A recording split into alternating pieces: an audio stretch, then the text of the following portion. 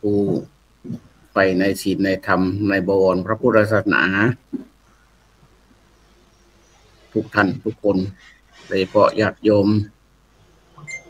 ขอความสุขสวัสดีอย่างท่านคุณเจ้าทุกวัดที่บำเพ็ญเจริญจิตภาวนาเพื่อเสริมสร้างบารมีของท่านทุกรูปทุกองค์เจ้าวันนี้เป็นเจ้าของวันที่26ของเดือนกันยายนพุทธศักราช2568วันนี้วันศุกร์นี้ได้มาเอาธรรมะในภาคตอนเจ้า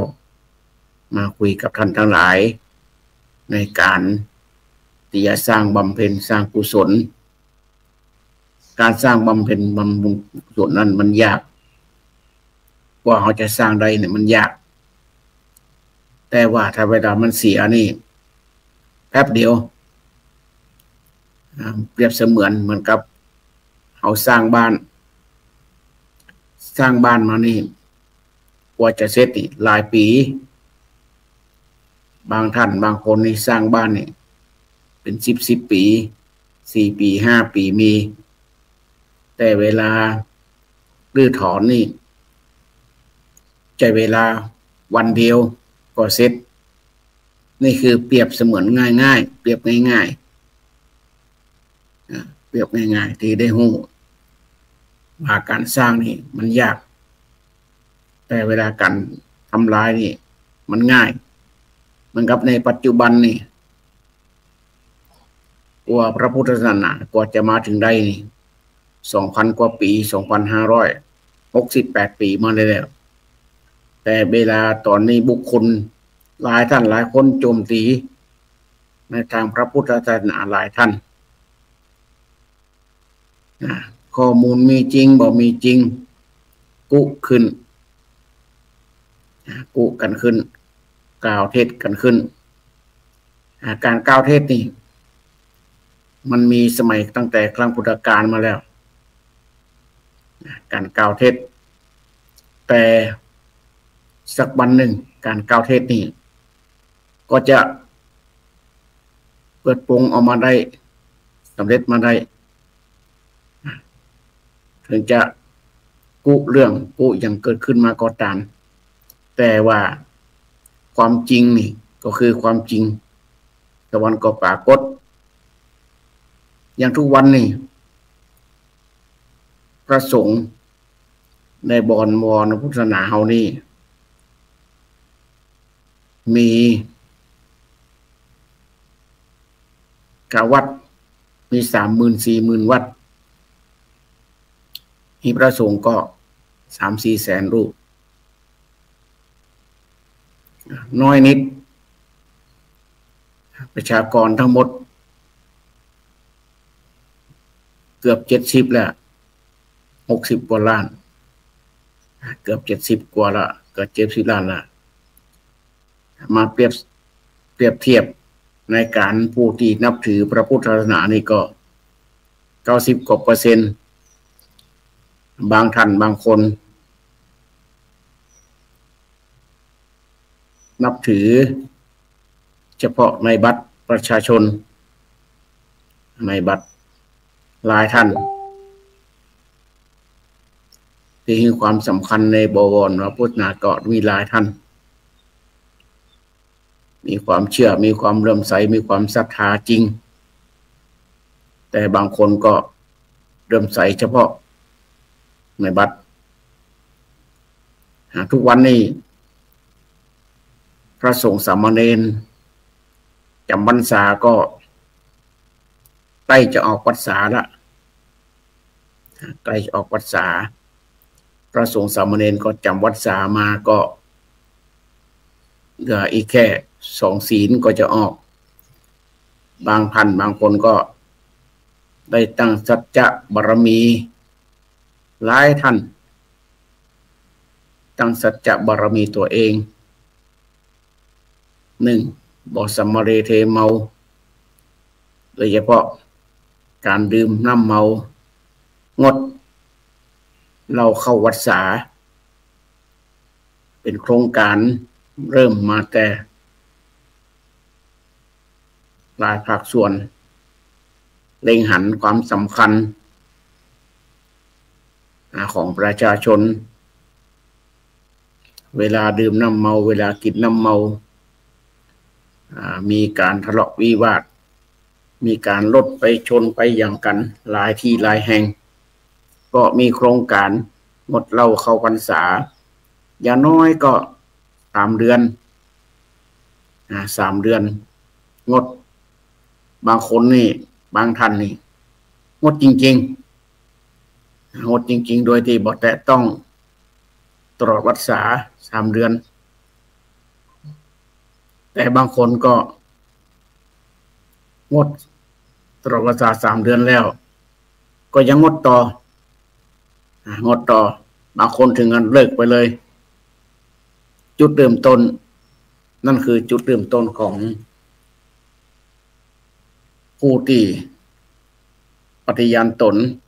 งดเหล้าเข้าพรรษาแม้แต่บุหรี่ก็บ่แตะต้องเพราะว่าเห็นหนึ่งพิษภัยของบุหรี่พิษภัยของสุราพิษภัยของยาเสพติดต่างๆก็เลยหันความสำคัญตัวนี้ก็เลยเข้าร่วมปฏิญาณตนงดเหล้าเข้าพรรษาคณะสงฆ์ก็ไม่สายก็เช่นเดียวกันคณะสงฆ์ก็ไม่สายก็จัดโครงการปฏิญาณตนงดเหล้าเข้าพรรษาของคณะทาบาสุกบาสิกาเป็นอำเภอจัดเป็นอำเภอพอจัดที่ผ่านมาก็มีโครงการเข้าชมรมงดเหล้าเข้าพรรษาเพื่อเทิดพระเกียรติพระบาทสมเด็จพระเจ้าอยู่หัวจัดโครงการที่ผ่านมาตอนเข้าพรรษาก็ส่งผลให้ศรัทธาสาธุชนเล็งหันความสำคัญในการงดเหล้าเข้าพรรษาก็มีหลายท่านหลายคนเข้าร่วมโครงการสมัครเข้าร่วมโครงการตั้งโครงการไว้อยู่ 1,000 คนตั้งโครงการไว้อยู่ 1,000 คนก็มีผู้สมัครมาหลายร้อยคนโดยเฉพาะอำเภอแม่สายนี่ก็มีชมรมปอศีลแม่ศีลทุกวัดโดยเฉพาะคนพ่อบ้านแม่บ้านอายุตั้งแต่25 ปีถึง50 ปีก็สมัครหลายท่านหลายคนงดเหล้าเข้าพรรษาแต่บางคนนี่ก็งดไปแล้วก็อยากให้ออกพรรษาเร็วๆอยากออกพรรษาเร็วๆเพราะว่าถ้าบ่ออกถ้าอยู่เมินก็บางคนก็หิวอยากแต่บางคนบางท่านบางคนแล้วก็เห็นความสำคัญแล้วก็อยากงดต่ออยากทำต่อนี่คือเป็นสัจจะของตัวเองมีความสัจจะบารมีเหมือนกับองค์สมเด็จสัมมาสัมพุทธเจ้าสัจจะบารมีว่าเขาได้กล่าวไปแล้วเขาได้กล่าวปฏิญาณแล้ว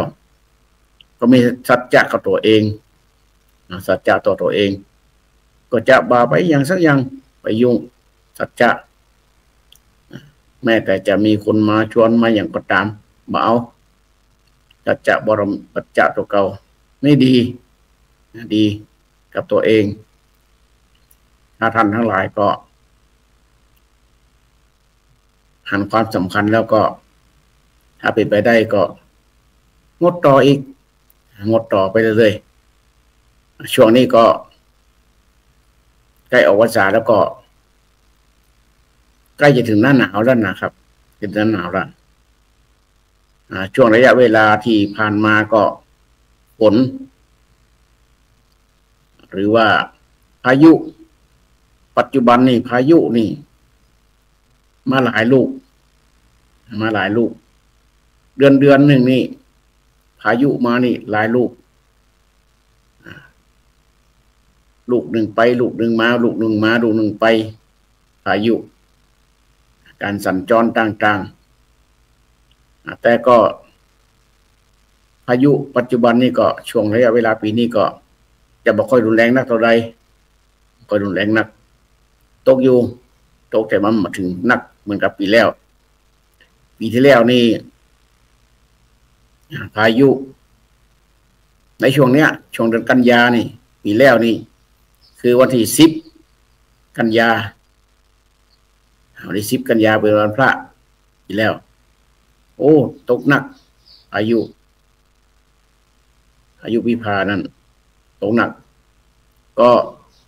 อย่างปีแล้วนี่ส่งผลกระทบโดยเฉพาะเชียงรายนี่จังหวัดเชียงรายนี่โดนเกือบทุกอำเภอโดนเกือบทุกอำเภอโดยเฉพาะอำเภอแม่สายนี่ก็ท่วมอย่างขนาดนักปีแล้วบางบ้านนี่มิดหลังคาเสียหายหมดทั้งโถนต่างๆขี้เปอะต่างๆทับถมบ้านเรือนบางหลังคาก็จนปพังทางบ้านแทบจะบ่เหลืออย่างบางท่านบางคนแทบจะบ่เหลือปีที่แล้วไปดูไปหันแล้วก็น่าเอ็นดูโดยเฉพาะญาติโยมแต่เขาเป็นผู้น้อยมีกำลังน้อยก็พอที่จะช่วยได้ปีที่แล้วพอที่ช่วยได้ก็ตั้งศูนย์ต่างๆช่วยเหลือโอ้ปีแล้วนี่ได้รับความเมตตาอนุเคราะห์จากทางคณะสงฆ์ทั้งภาคราชการต่างๆมาช่วยโดยผ่านคณะสงฆ์นี่หลายท่านคณะสงฆ์ในจังหวัดคณะสงฆ์ต่างจังหวัดก็มาช่วยก็ผ่านทางคณะสงฆ์พระแม่สายได้ช่วยเหลือไปเบื้องต้นแต่ปีนี้ทางราชการ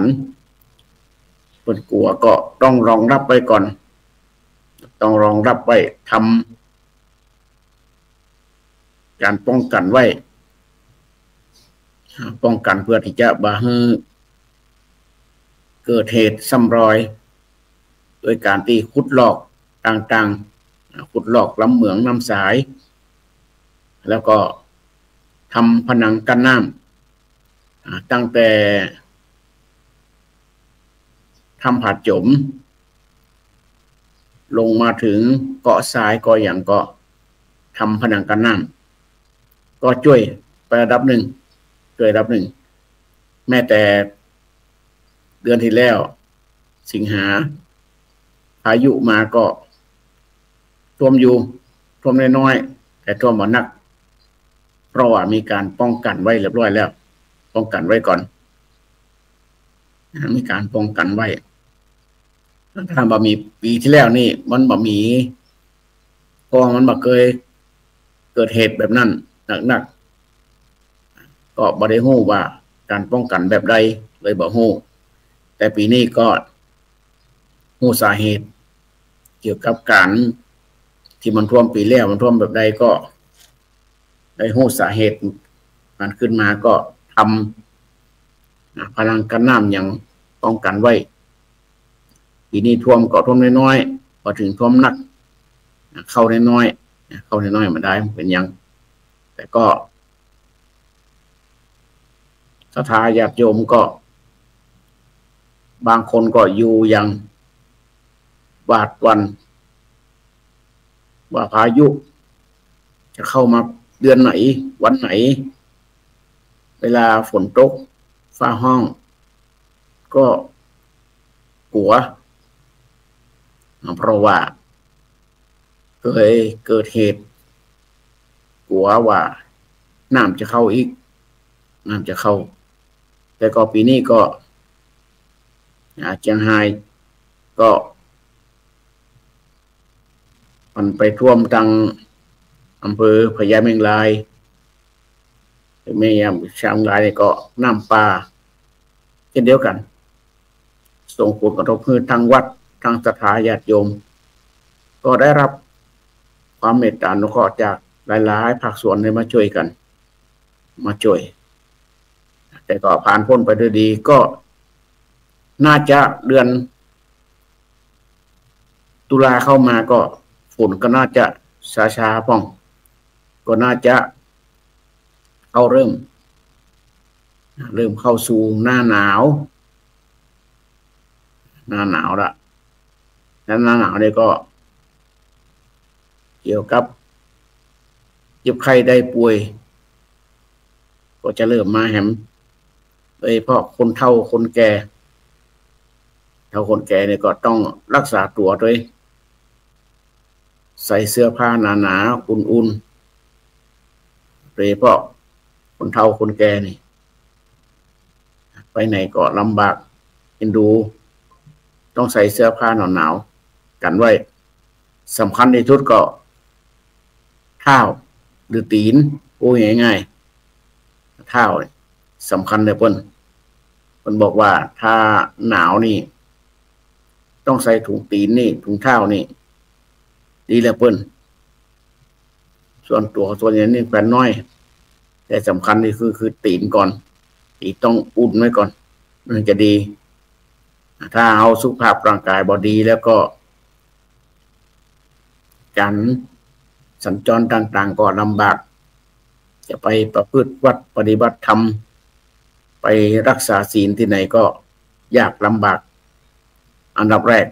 ต้องสุขภาพไปก่อนสุขภาพของตัวเฮานี่ต้องสุขภาพต้องดีแข็งแรงถึงจะเป็นหลักในการประพฤติวัดปฏิบัติธรรมเพราะว่าถ้าหน้าหนาวนี่มันลำบาก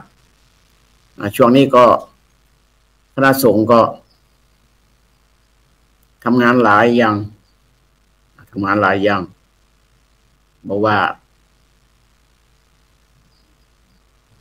หมู่บ้านศีลห้าก็มีการตรวจเยี่ยมแต่ละบ้าน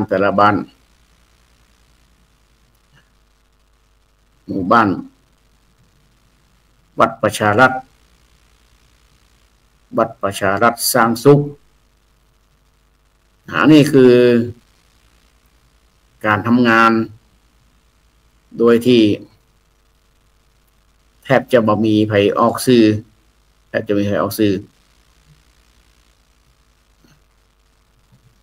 ถ้าการที่พระสงฆ์ทำงานแบบนี้นี่บ่ค่อยออกสื่อคือโคมค่อยออกสื่อถ้าถึงจะออกก็จะออกแค่น้อยนิดแต่ผู้ที่เบื้องหลังผู้ที่ทำงานต้องเดินทางมาไกลต้องทำงานก็เสียสละโดยเฉพาะคณะกรรมการต่างๆนี่ต้องเสียสละต้องมีเวลาห้ามมีเวลาแล้วก็ยากที่จะมาทำงานในตรงนี้ได้โดยเฉพาะบ้านรักษาศีลห้าคณะกรรมการมีคณะกรรมการส่วนกลางส่วนจังหวัดต้องเป็นผู้ที่เสียสละทำงานเพื่อส่วนรวมบ้านวัดโรงเรียนวัดประชารัฐสร้างสุขอันนี้ก็โดยเอาหลักของหมู่บ้านศีลห้าหรือหมู่ห้ามาพบบูรณาการเพื่อที่จะจริงๆหลักแล้วก็คือเพื่อที่จะพัฒนาวัด5 สนั่นเอง5 สนั่นก็เพื่อที่จะให้วัดสะอาดสะอ้านเวลาญาติโยมก็ เข้าวัดมาก็หันแล้วปลื้มว่าวัดสะอาดสะอ้านเป็นระเบียบเรียบร้อยยิบก็ง่ายหายก็หู้ดูก็งามตานี่เกี่ยวกับประชารัฐสร้างสุขอันนี้คือเป็นส่วนการทำงานของคณะสงฆ์ช่วยเหลือแต่พื้นฐานแต่ก็คือวัดแต่ละวัดมาวัดในเมืองว่าวัดหนองเมืองต้องมีการบริหารจัดการวัดต่างๆให้มันดูดีถึงมีระบบระเบียบของเจ้าวาดก็ต้องมีหน้าที่ก็มีอำนาจด้วยต้องมีหน้าที่ของเพิ่นคือเจ้าวาดมีหน้าที่ต้องทำแต่ปัจจุบันนี่ข่าวทุกวันนี่อ่านแล้วน่าสะท้อนใจว่าคณะสงฆ์นี่เกือบจำนี่ดูแลเกือบจะมีใครดูแล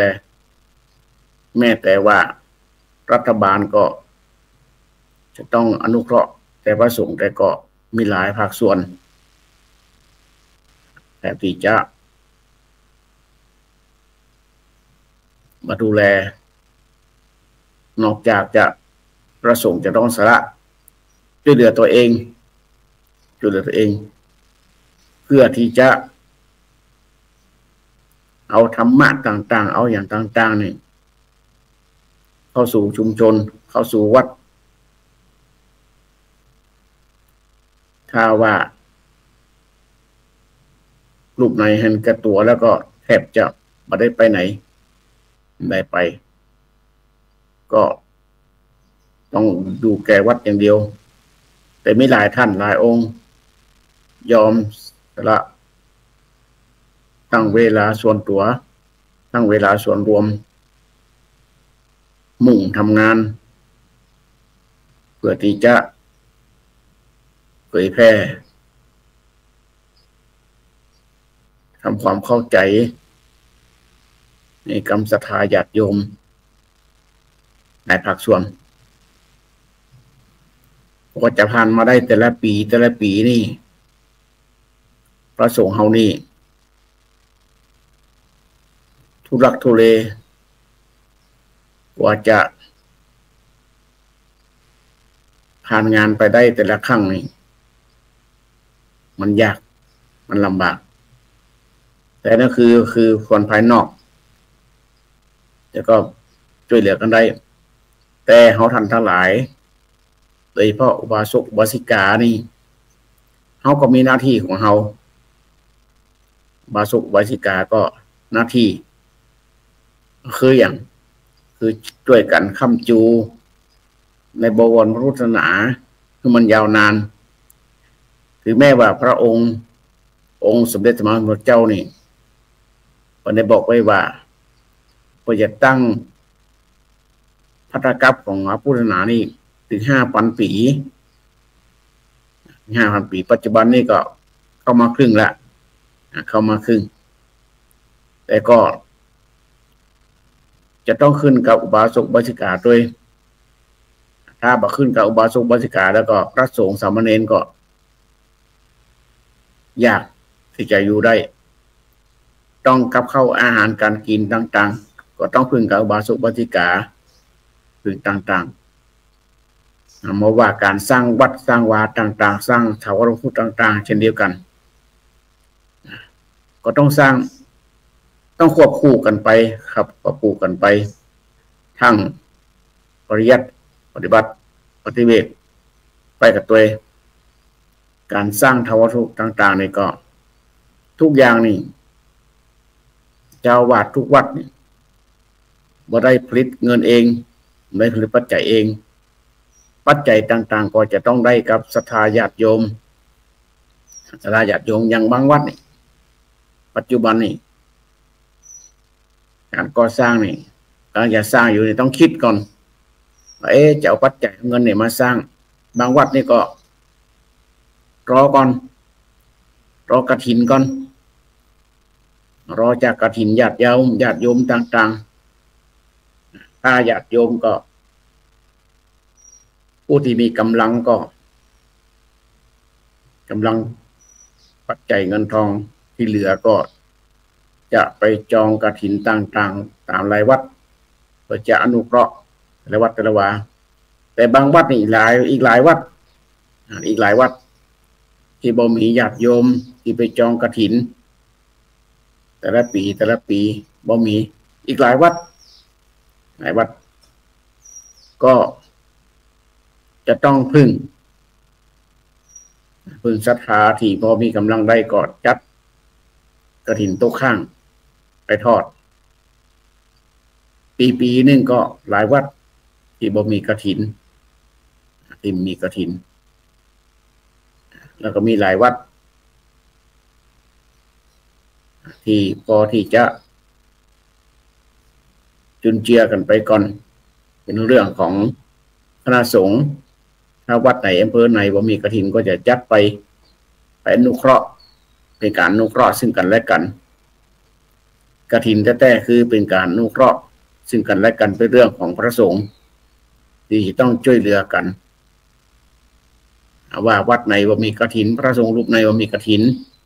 ก็อนุเคราะห์ซึ่งกันและกันจัดไปช่วยเหลือไปจัดช่วยเหลือเพื่ออนุเคราะห์เพื่อที่เจ้าพระสงฆ์รูปนั้นเพื่อที่จะได้จีวรใหม่ตลอดพรรษาได้จีวรใหม่1 ชุด1 ไตรปีนี้ก็ไม่สายก็หลายวัดที่บ่มีกฐินก็หลายวัดด้วยกันก็ใกล้จะออกพรรษาละถ้าใครมีอันใดก็สอบถามได้หลังไม้ก็ได้แต่เราจะเจอกันเราจะป้ากันเดือนหนึ่ง2 ครั้ง2 วันคือวันศุกร์ที่2ของเดือนและวันศุกร์ที่4ของเดือน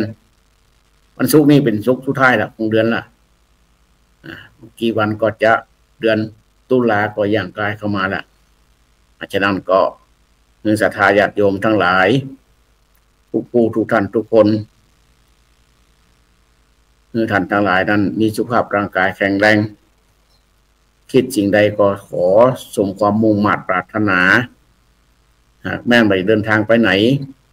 บ่าใกล้บ่าไกลของท่านแคล้วขาดปลอดภัยทุกท่านทุกคนโดยเทินขอเจริญพร